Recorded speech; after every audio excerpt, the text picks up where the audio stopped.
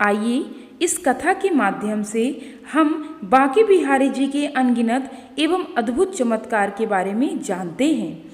निधिवन श्री राधा कृष्ण के महाराज का उपवन था। मान्यता है कि आज भी इस वन में नियमित राधा कृष्ण का मिलन होता है। यह वन हमेशा ही कृष्ण भक्तों के लिए आदरणीय है। स्वामी हरिदास जी जब भी निधिवन में बैठकर गायन करते थे, कहते हैं श्री कृष्ण उनके पास आकर बैठ जाते और उन्हें सुनते रहते थे। एक दिन हरिदास जी ऐसे ही गायन कर रहे थे कि अचानक राधा कृष्ण दोनों ही प्रकट हुए और फिर एकदम से हरिदास जी के स्वर बदलने लगे। वे जो भी गा रहे थे उसे छोड़कर एक नया गीत गाने लगे। श्री कृष्ण ने हरिदास जी से कहा कि हम दोनों आपके साथ ही रहेंगे। इस पर हरिदास जी सोच में पड़ गए।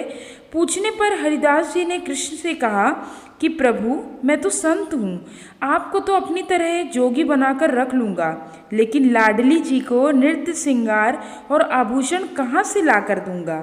भक्त की बात सुनकर श्री कृष्ण मुस्कुराए और राधा कृष्ण की युगल जोड़ी एकाकार हो गई और एक विग्रह रूप में प्रकट हुई।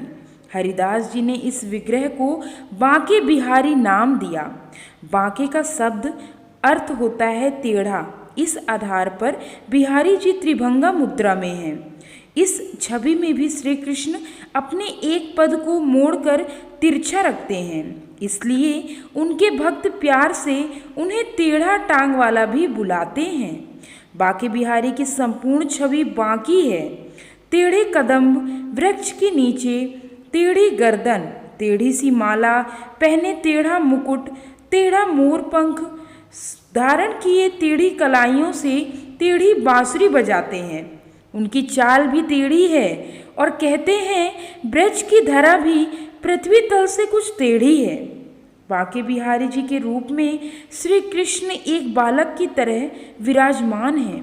बालक प्रेम के वश में होता है, वैसे ही बांके बिहारी जी जहाँ प्रेम और करुणा देखी चले गए। उनके इसी बालकपन और निश्चलता ने कई बार पुजारियों और गोसाइयों के लिए बड़ी मुश्किलें उत्पन्न की हैं।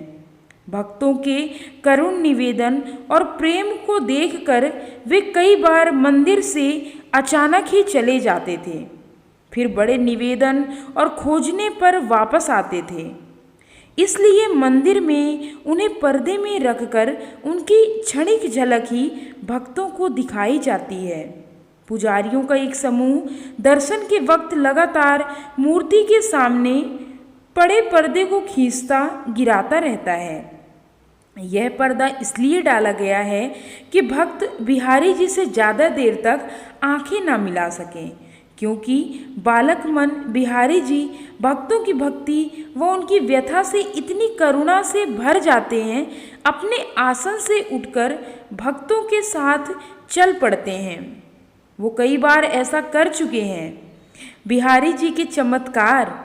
एक बार एक भक्त बिहारी जी को एकटक देखता रहा।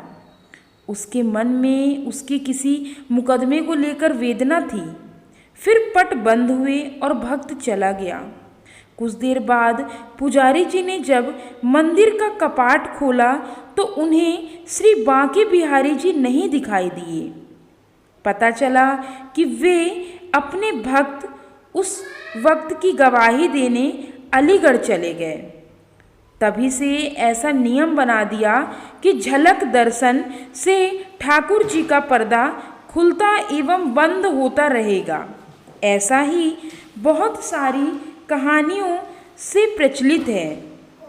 एक बार राजस्थान की एक राजकुमारी बांके बिहारी जी के दर्शनार्थ आई, लेकिन वो इनकी भक्ति से इतनी डूब गई कि वापस जाना ही नहीं चाहती थी। परेशान घर वाले जब उन्हें जबरन घर साथ ले जाने लगे तो उसकी भक्ति या कहें व्यथा से द्रवित होकर बांके बिहारी जी भी उसके साथ चल दिए। इधर मंदिर में बांके बिहारी जी के गायब होने से भक्त बहुत दुखी थे। आखिरकार समझा बुझाकर उन्हें वापस लाया गया।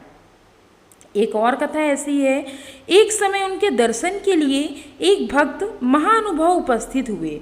वे बहुत देर तक एक टक से इन्हें निहारते रहे। रसिक बांके बिहारी जी उन पर रीझ गए और उनके साथ ही उनके गांव में चले गए। बाद में बिहारी जी के गोस्वामियों को पता लगा और पता लगने पर उनका पीछा किया और बहुत अनुनय विनय पर ठाकुर जी को लौटाकर श्री मंदिर में पधारा। एक बार भक्तिमती ने अपने पति को बहुत अनुनय विनय के पश्चात वृंदावन जाने के लिए राजी किया। दोनों वृंदावन जाकर बिहारी जी के दर्शन करने लगे। उस दिन श्री बिहारी जी के दर्शन करने के पश्चात उसके पति ने जब स्वगृह वापस लौटने की चेष्टा की तो भक्तिमती ने श्री बिहारी जी से दर्शन लाभ से वंचित होना पड़ेगा ऐसा सोचकर रोने लगी। संसार बंधन के लिए स्वगृह जाएंगे, इसलिए वो श्री बिहारी जी के निकट रोते रोते प्रार्थना करने लगी कि हे प्रभु, मैं घर जा रही हूँ, किंतु तुम चिरकाल मेरे पास ही निवास करना। ऐसा प्रार्थना करने के पश्चात वे दोनों रेलवे स्टेशन की ओर घोड़ा गाड़ी में बैठकर चल दिए। उस समय श्री बांके बिहारी जी एक गोप बालक का रूप धारण कर घोड़ा गाड़ी के पीछे आकर उनको साथ लेकर जाने के लिए भक्तिमती से प्रार्थना करने लगे।